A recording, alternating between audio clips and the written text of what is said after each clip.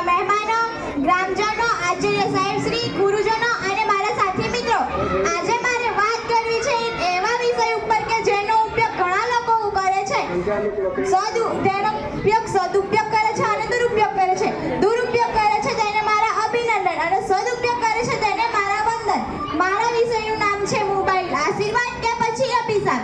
તમે ફોનનો ભરપૂર ઉપયોગ કરો, તમે લેપટોપનો ભરપૂર ઉપયોગ કરો, તમે આઈપેડનો ભરપૂર ઉપયોગ કરો, પણ તમે અભ્યાસ માટે ભરપૂર ઉપયોગ કરો, પણ યાદ રાખજો તે આપણી સેવા માટે છે. મોબાઈલનો જો વિવેકપૂર્વક ઉપયોગ કરવામાં આવે તો તે આશીર્વાદ છે અને મોબાઈલનો જો દુરુપયોગ કરવામાં આવે તો તે અભિશાપ છે.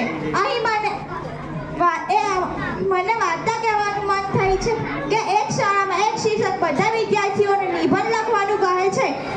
નિબંધના વિષયનું નામ હોય છે એમાં બધા વિદ્યાર્થીઓ ખૂબ સરસ લખે છે. તેમાં એક વિદ્યાર્થી આવું લખે છે, તેનો હાથ મારે કહેવો છે, હે ઈશ્વર, જો તું મને આવતા જન્મમાં માનવનો અવતાર આપવાનો હોય તો તું મને નહીં આપતો. મારે મોબાઈલ બનવું છે. મારી મમ્મી મને જેટલો પાસે રાખે ને એનાથી વધારે તો એના મોબાઈલની પાસે રાખે છે. અને જો તું મને માનવનો અવતાર આપવાનો હોય ને તો તું મને ઓફલાઈન મમ્મી આપજે, જે મારી સાથે રમે અને મારા અને પપ્પા માટે ગરમા ગરમ નાસ્તો બનાવે. એવી ઓફલાઈન મમ્મી જોઈએ છે. पहले लोग सैलरी छुपाते थे, फिर ज्वेलरी छुपाते थे, अब गैलरी छुपाते हैं.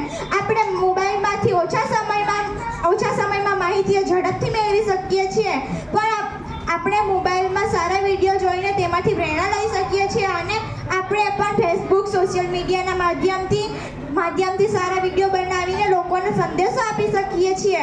પણ આપણને મોબાઈલની એટલી લત લાગી છે કે આપણે મોબાઈલ વિના એક ક્ષણ પણ રહી શકતા નથી.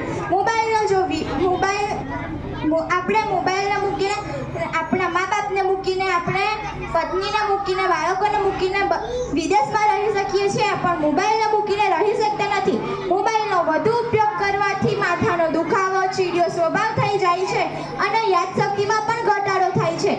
છતાં પણ આપણે કલાકો સુધી મોબાઈલમાં ટાઈમ વેસ્ટ કરીએ છીએ. Waste of time, waste of energy. અહીં મને પંક્તિ કહેવાનું મન થાય છે કે